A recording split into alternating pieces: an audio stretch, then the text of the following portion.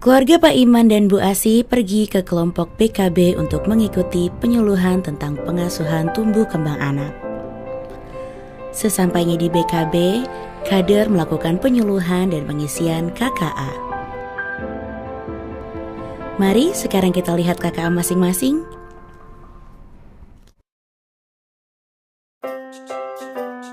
Pertama, pada lembar depan KKA terdapat isian nama anak. Kedua, ada kolom identitas anak dan orang tua. Ibu harus mengisi lengkap identitas ibu dan anak ibu.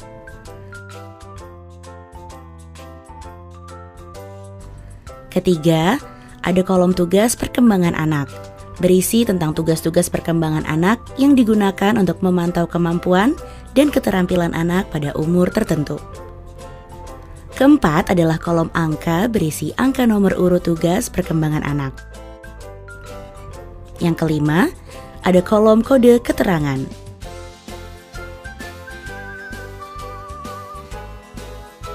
Kolom keenam adalah kolom kotak-kotak yang berisi grafik perkembangan anak. Jika grafik anak ibu berada di garis merah ke atas, berarti keterampilan dan perkembangan anak ibu sudah sesuai dengan umurnya. Jika grafiknya berada di bawah garis merah, berarti anak ibu mengalami keterlambatan dalam perkembangannya dan harus lebih sering mendapatkan stimulasi atau rangsangan. Ketujuh, ada kolom bulan dan tahun kelahiran anak, yaitu kolom yang tertera angka 0 sampai 72. Kolom yang ke-8 berisi pesan-pesan atau persiapan tugas selanjutnya yang perlu dilakukan orang tua apabila anak belum dapat melakukan tugas sesuai umurnya. Kolom ke-9 adalah kolom cara asuh anak yang berisi pesan-pesan yang dilengkapi gambar tentang cara orang tua mengasuh anak. Di kolom identitas silahkan ibu menulis nama, tanggal lahir, jenis kelamin, nama orang tua, kelompok BKB, RT RW, desa, kecamatan, BKB, dan nomor. Misal Ibu Asi mempunyai anak bernama Rangga yang lahir tanggal 17 Agustus 2015.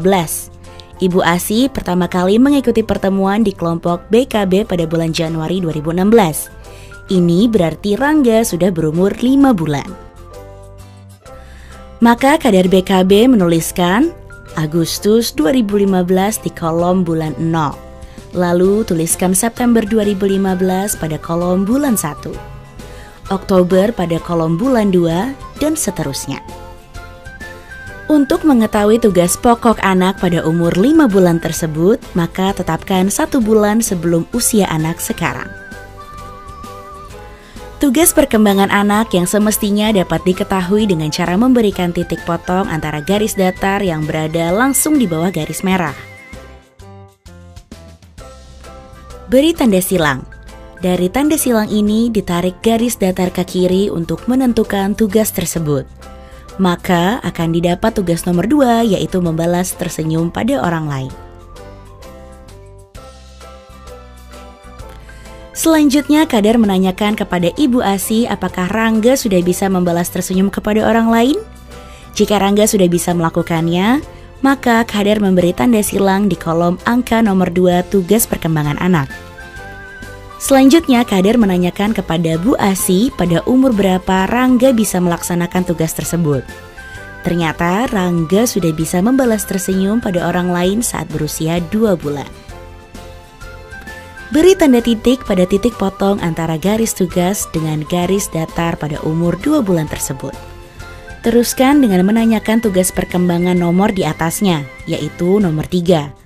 Ternyata Rangga sudah dapat melaksanakan tugas nomor 3 tersebut, yaitu menegakkan kepala. Maka kader menanyakan pada umur berapa Rangga dapat menegakkan kepala. Apabila Rangga mampu menegakkan kepala pada umur 3 bulan, lalu beri tanda silang pada kolom angka tugas perkembangan nomor 3.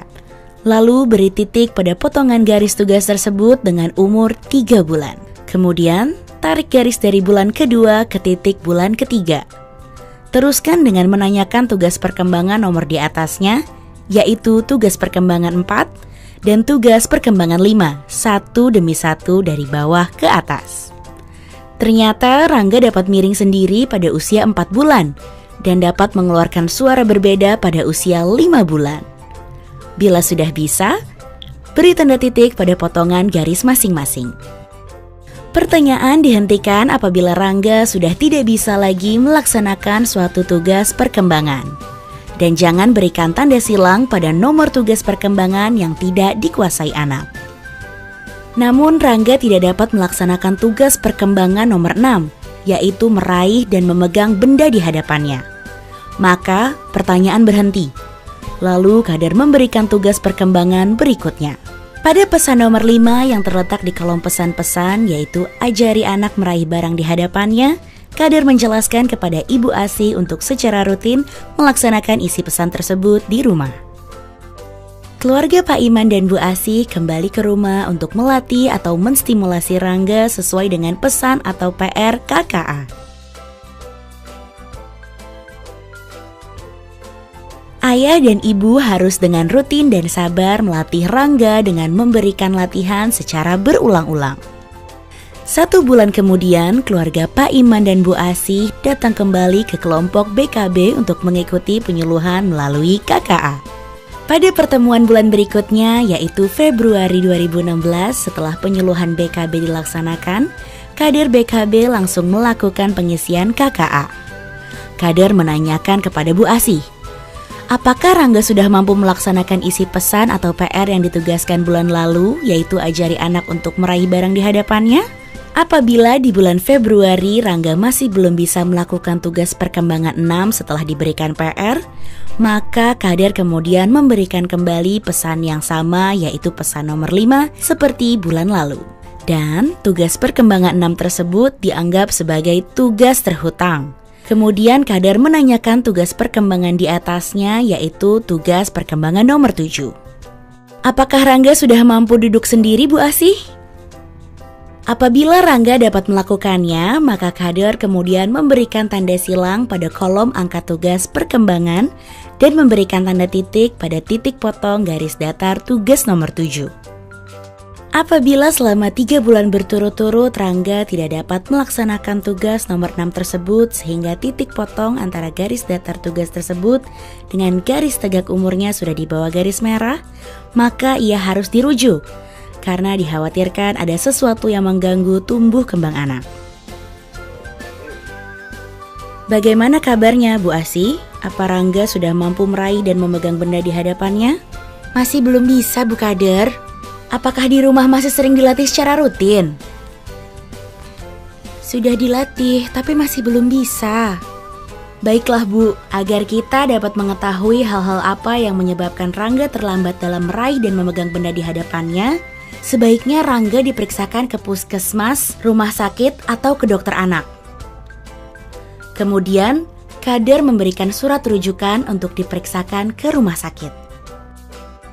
Keluarga Pak Iman dan Bu Asih pergi ke rumah sakit untuk memeriksakan anaknya. Jadi, setelah kita melihat bagaimana cara pengisian KKA tadi, diharapkan orang tua dapat memantau tumbuh kembang anak sesuai dengan tingkat perkembangan umur anak, dan anak dapat tumbuh kembang secara optimal.